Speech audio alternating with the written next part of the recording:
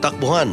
Nagmamakaawa, nakiusap na iligtas sila mula kay Miguelito. Gusto niya patayin na po ang pamilya namin. Kailangan namin ang tulong mo. Sa kabilang dako, isang tensyon ang bumubuo sa kampo ni Don Gustavo.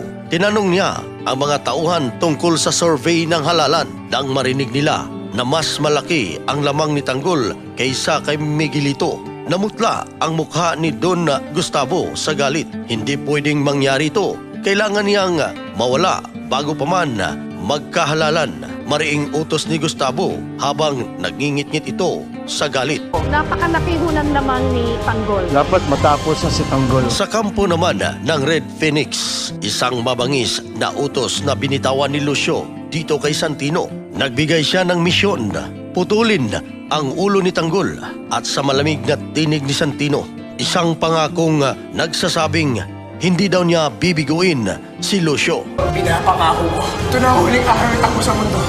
Habang unti-unting umiinit ang tensyon, naharang ni Tanggol si Rigor sa lugar kung saan balak ilibing si David. Sa gitna ng kalsada, itinutok ni Tanggol ang kanyang baril dito kay Rigor at mariing niyang sinabi na ibigay ang katawan ni David sa kanya. Kung hindi, mas mauna pa umanong ilibing si Rigor. Nanginginig naman si Rigor sa banta ni Tanggol. Natigilan si Rigor. Wala siyang nagawa kundi ibigay ang bangkay ni David. Pero hindi pa sila nakakaalis. Biglang dumating ang mga pulis. Nagmamadali ang grupo ni Tanggol na lumikas upang makaiwas sa pag-aresto. Mas muna ka pang ililibing kaya sa kanya. Tanggol, tara! Andiyan na mga pulis! Nang makaalis na nga ang grupo ni Tanggol, agad na nakiusap si Rigor kay Mando na habulin sila. Kaya naman, sa gitna ng daan, nagkahabulan ang grupo ni Tanggol at ang mga pulis. Napansin ni Tanggol ang mga pulis na nasa kanilang likuran. Sinabi niyang maghiwa-hiwalay sila para lituhin ang grupo ni Rigor. Gusto mo! Kung nyo hindi tayo maabutan! Inutusan naman ni Rigor si Mando na bilisan ang pagpapatakbo ng sasakyan habang nagpapaputok ito ng kanyang baril sa grupo ni Tanggol. At dito, muling nagkasalubong ang mga tauhan ni Tanggol sa grupo ni Rigor na mga kapulisan. Isang malagim na sagupaan ang naganap.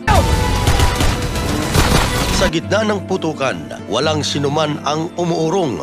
Nagpasya si Tanggol na harangin ang sasakyan ni Rigor.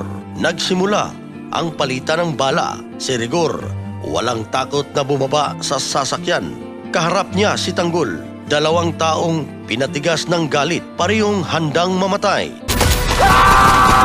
Habang patuloy na lumalalim ang sugat sa puso ni Tanggol, dala ng pagkawala ni David, ang apoy ng paghihiganti ay lalo pang naglalagablab at ngayon, unti-unti na niyang sinunog ang daan patungo sa kadiliman.